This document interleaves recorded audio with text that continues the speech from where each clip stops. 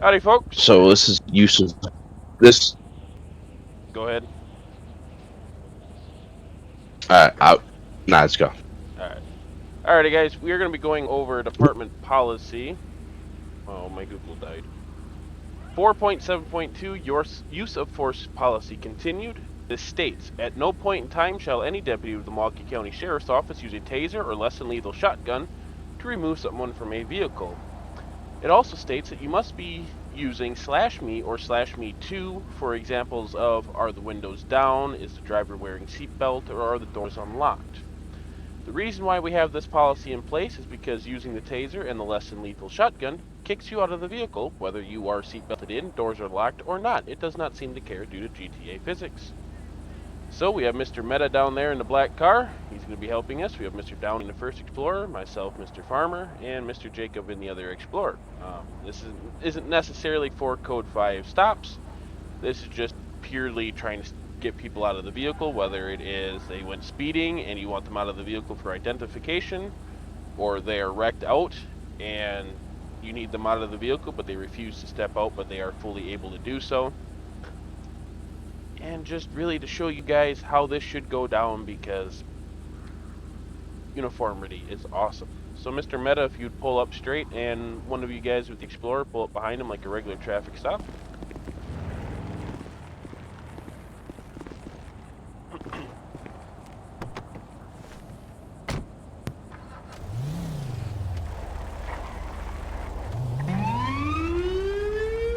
And here's the policy on screen for you guys to read what we're looking at here. Alright. So, Mr. Jacob, we're going to say you pulled him over for essentially felony speeding. Reason why I'm using this is that is a mandatory arrest of the person in the vehicle. Now, of course, this all only works out if the civ does not take off on you.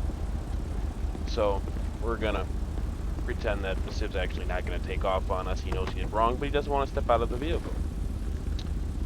So, Mr. Jacob, if you would step out and perform a normal traffic stop, please.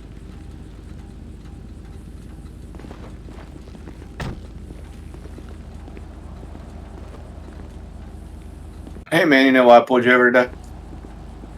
No.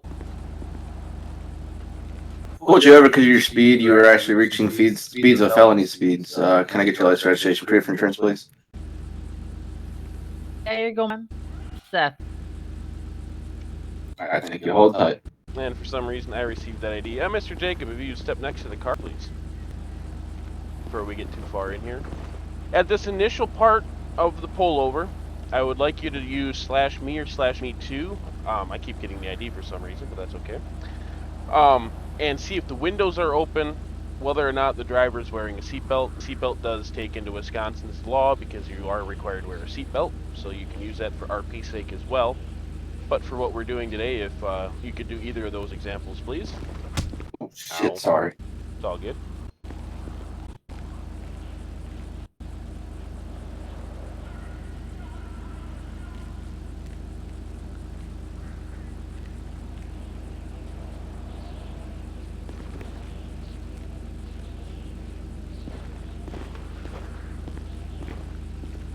So one thing you would like to specify is, are the windows fully open or are the windows cracked? You can do that simply as just another /me.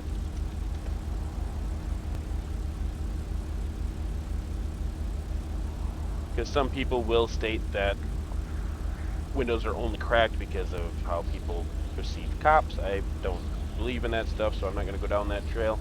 But as you've seen there, Mr. Meta stated that windows are fully open on his car.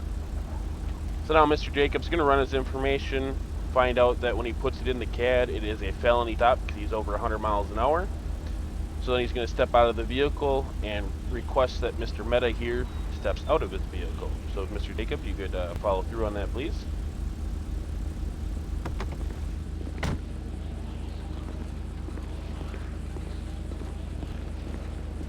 Alright, man, can you do me a favor and step out of the vehicle for me, please?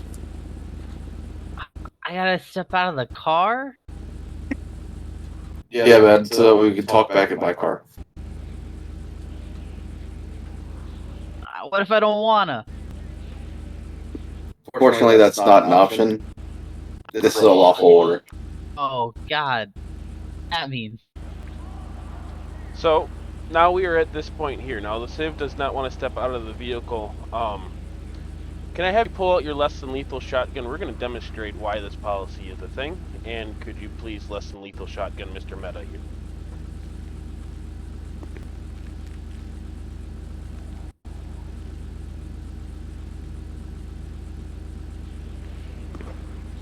Give me a full on hit him. Yep, just hit him with the less than.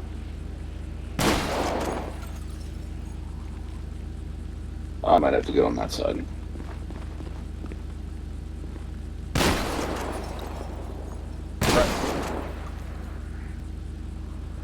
So they fixed that on us. Well, whatever, we're still going to follow through with it. I'm a god. Yeah, they must have fixed it. Alright, so anyways, normally what was happening is you would less than lethal someone with a shotgun like that, and it would immediately kick them from the vehicle. Mr. Meta, you can repair your car, and if you'd go through the F1 trainer and roll your windows down, please. And the taser would do the same thing. We're not going to bother showing the taser because, well, now it's not doing anything. But if you'd go slash pepper spray, and every deputy should have this at the beginning of their patrol here, it will give you a little fancy can of pepper spray. It looks like a paint can with a fancy handle on it. And you will establish that the windows are already open, the person has a seatbelt on. Did we establish if the doors were locked or unlocked? I might have forgot that part. We have not. Alright, if you would like to establish that, please.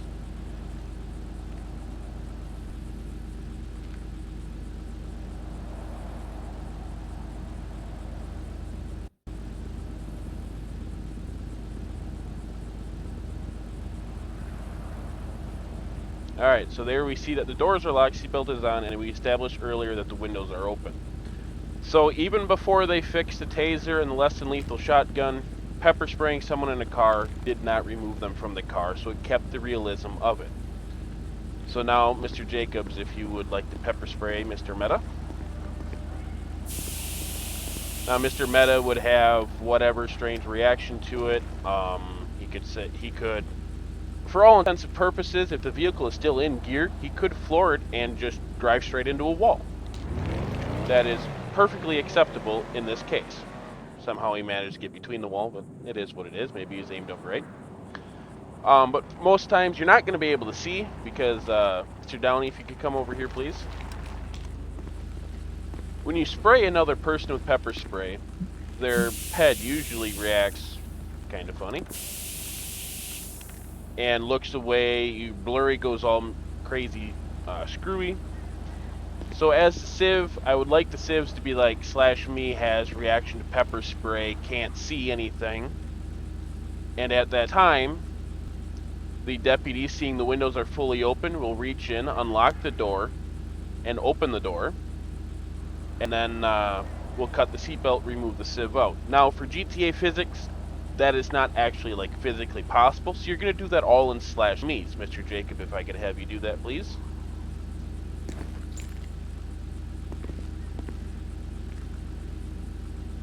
And the reason why I state this step is in slash me's is because it's more permanent. Everybody can see it in case a Civ is dealing with the typing of the reaction to the pepper spray. And what you would want to do now is you can go through your M menu. If the Civ steps out, that's perfectly awesome. If not, you'll go through your M menu. I'm going to show this on my side, guys. You're going to go police toolbox, action. You're going to go drag or unseat. You can also do this with slash drag, slash unseat in the regular text box gizmo. And you'll physically remove the Civ and he'll be in your hands. And then you can turn him away from the car, cuff him, and let him sit there, and then you can treat him with your field training of pepper spray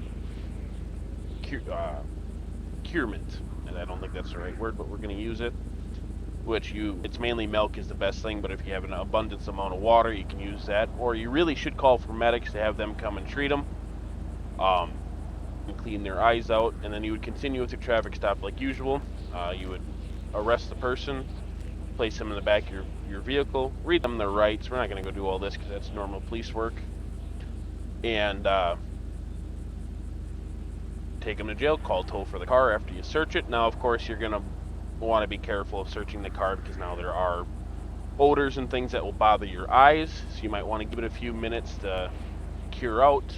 One thing to be cautious of, Mr. Jacob, if you would like to spray me on my side through the car, so you have to be careful if there's an officer on the other side of the car. No, Mr. Jacob, go back to the right side of the car. I did find this out when I did my original testing of this policy. If you'd spray me with the pepper spray, please. Even though you aim in the car, it will affect officers on the other side of the vehicle, so do be cautious of that. And this is what it does to your vision.